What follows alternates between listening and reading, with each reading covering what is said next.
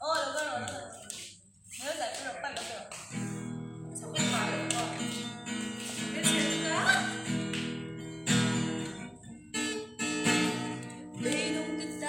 Rồi. Kan phải xem trước rồi là đi. Beidong kita, besay ng nungay kita nakawana.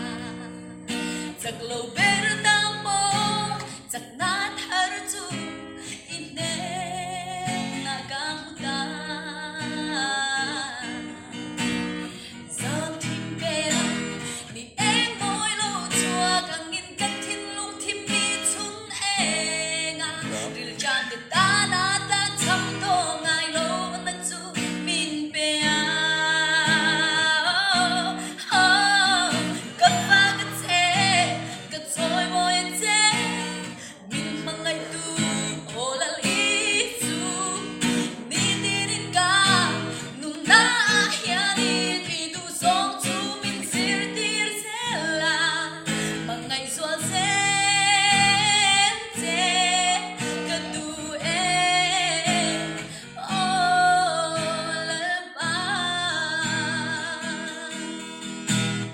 Itu pektu arin oma lumol te tapin na ani. Itu nung ngay chuang bin siang chai thiên lung lâu namin te. Iro reo na kigle